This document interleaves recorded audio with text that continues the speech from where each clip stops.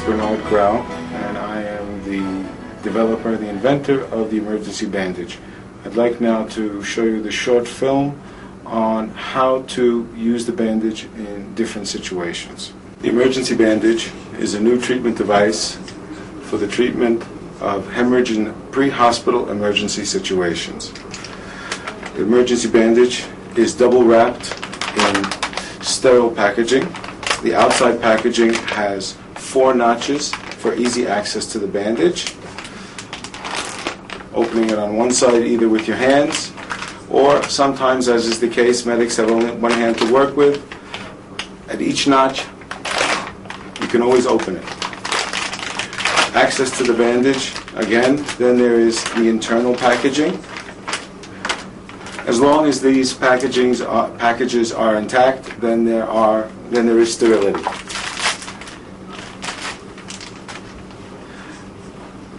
The bandage comes in sandwich form, wrapped so that first that will come out will be this tail.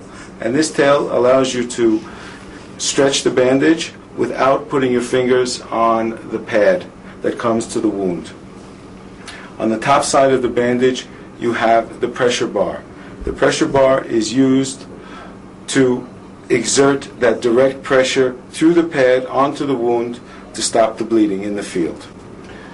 The emergency bandage is applied to the wound area, and because of the design of the pressure bar, it must stand up.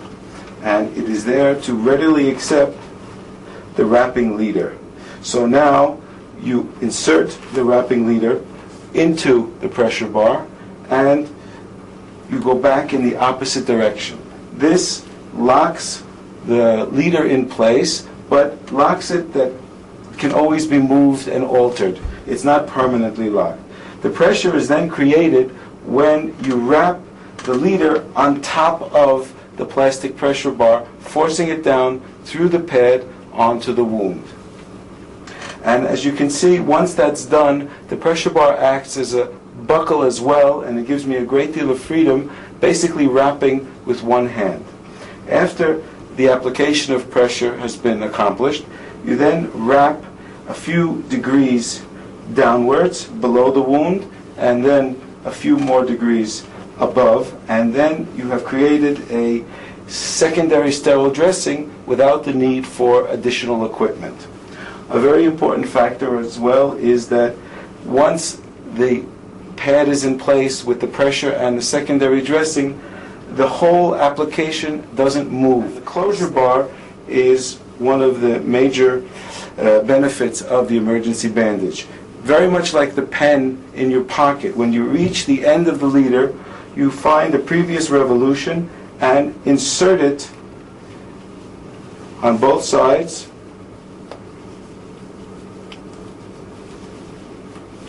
And the emergency bandage stays in place. The occasion may arise where additional pressure is needed to stop the bleeding.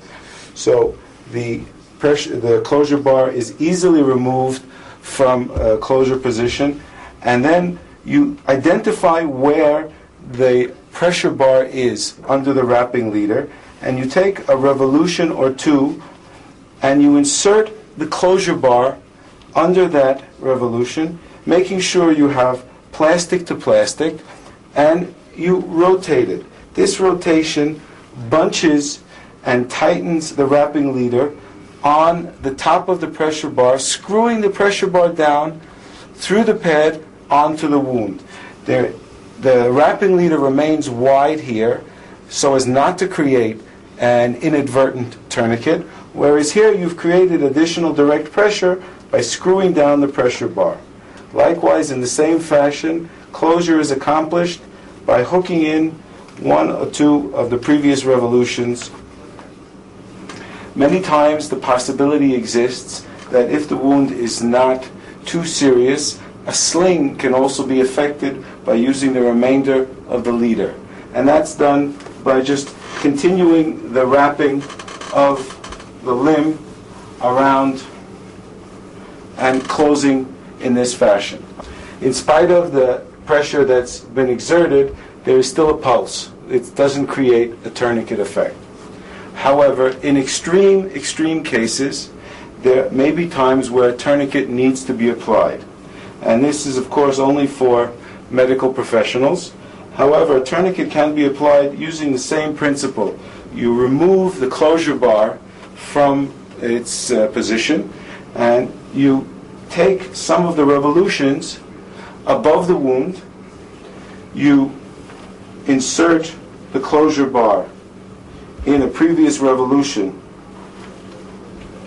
above the wound on the artery, whether it's the arm or the leg, and here also trying to put the revolution and the tourniquet effect on the leader so as not to pinch the skin, and you create a tourniquet effect. And likewise here, closure is accomplished by hooking in the closure bar. Please remember, the emergency bandage is a one-time use device, so you use it to its best functionality. You do what you have to do in order to effect a proper bandaging. Wrapping of the leg wound is basically the same as wrapping and bandaging the upper arm. You wrap the wrapping leader around the limb, engage the pressure bar, going in the opposite direction to create the traction, and then when you wrap on top of the pressure bar, additional pressure is created through the pad onto the wound to stop the bleeding. You wrap a few degrees below the wound and then a few degrees above the wound, and again you have effected a sterile secondary dressing. You remove the closure bar from its first closure position, identify where the pressure bar is, find the plastic, insert the closure bar under a revolution or two above the pressure bar, plastic to plastic, and then rotate the closure bar. This tightens the wrapping leader and bunches it above the plastic pressure bar, and as you rotate, this screws the pressure bar down through the pad onto the wound, creating extra additional pressure to the wound site. Likewise here, there is no tourniquet created as the bandage remains wide and does not form a rope. Closure is effected in the same way. You take the end and just insert it as you do a pen in your pocket, and the bandage will stay in place. What can often be accomplished when there's a leg wound is with the remaining leader, you can effect a sort of splint immobilization of the wounded leg to the other leg, and closure is accomplished in much the same fashion as at all times, inserting the closure bar in between previous revolutions of the wrapping leader. Wrapping of head wounds is also easily accomplished with the emergency bandage.